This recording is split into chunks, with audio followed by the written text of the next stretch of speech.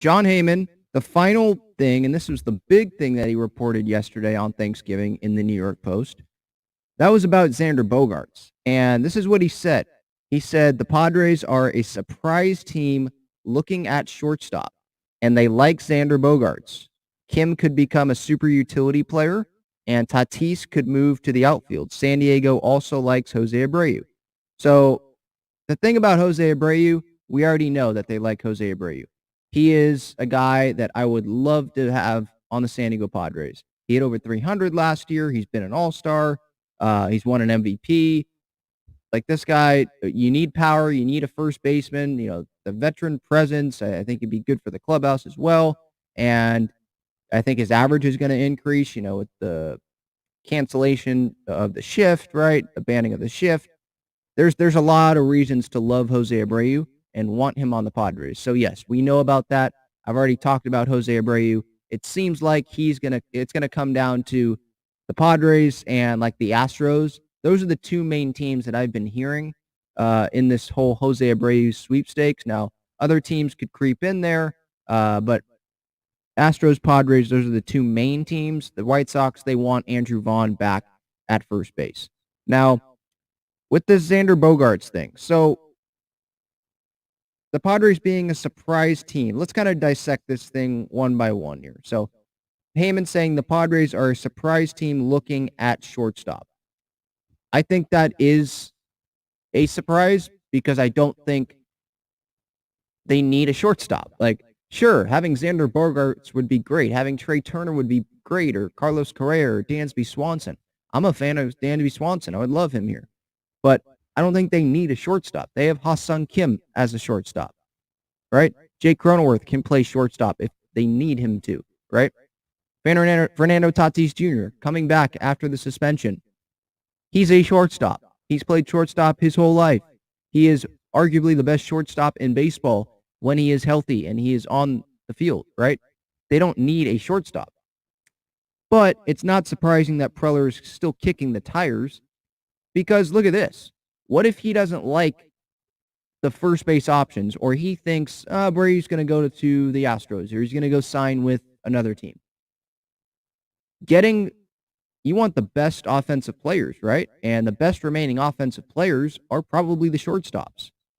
So if you want to get creative and move Cronenworth to first base and have Tatis go to the outfield, have Bogaerts play second base, play short, have Kim play the other position, you can make your offense better that way instead of saying, hey, we don't need a shortstop, so let's keep everyone at their position and let's go get an outfielder.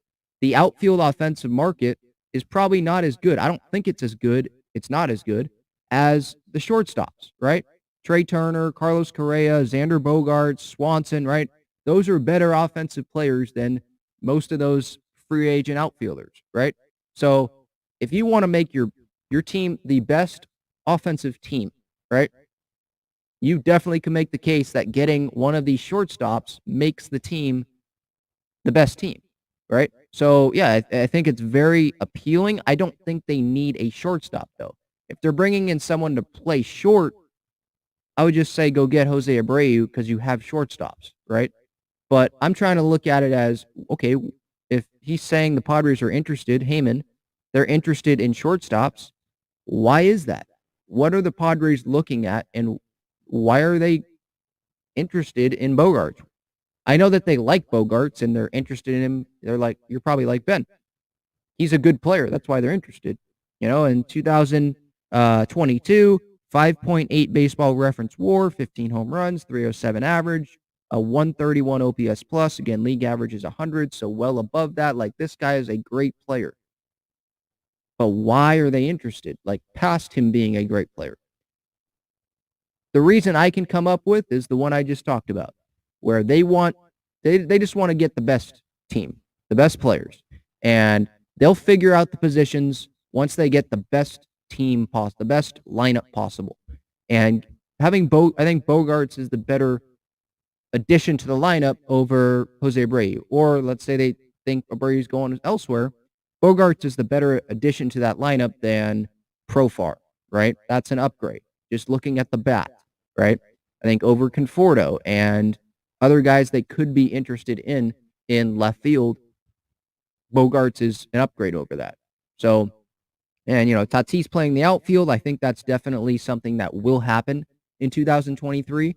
I don't know how often. I think that's going to be something that we'll have a better idea of when we know what the roster really looks like. But yeah, I think that really seems like it's going to happen. Kim being a super utility player, I think Heyman's looking at it as, okay, they're going to have Bogaerts play shortstop. They're going to have Cronenworth play second. They're going to bring in another first baseman. That could happen. But if you're signing Bogaerts, that's your money. That's all your money this offseason, right? That's what I would think. MLB Trade Rumors is predicting Xander Bogaerts to get 7 years, $189 million. That's $27 million a year. That's pretty much your offseason, you would think. The rest of the offseason money. You brought back Suarez, brought back Martinez, right? You need more pitching, but your big addition, that would be Bogaerts, right? And you have Tatis coming back. That's it offensively, right? Need some bench, small additions, but it's not going to be big, you would think, right? You wouldn't think. So if that's your offseason there, they're not going to go get Jose Abreu on top of that, right? So I'm looking at this as, okay, it's going to be Manny at third. You put Kim at short or Bogaerts. You have Kim at second. And you got to go get that first baseman from inside the roster, whoever is on the roster right now. And Crony fits that. He'll play first. And then you have Tatis go to the outfield to fill that right field hole. You put Soto in left and you have Grisham in center. That makes your best lineup. So I'm interested in Xander Bogaerts. Looking at it this way, I don't know if a lot of fans are. Why do we need a shortstop? We already have one, right? That's my initial thought on this. But then when you try to look at it from Preller's point of view, and I know that's hard sometimes because Preller just thinks so outside the box, this would be kind of outside the box, right? Because you are changing some guys' positions and you're adding to a position that you already have pretty good. It's shortstop. It's a good position. You already have Kim and Tatis, and Manny can play there. Crony can play there. They have a lot of shortstops, right? So you wouldn't think that's where they're going here. They might not go get Bogaerts, but it does make sense lineup-wise. Improving the lineup. What's the best lineup addition? You can make the case that it's Xander Bogaerts over Abreu or over any of these free agent outfielders that are out there.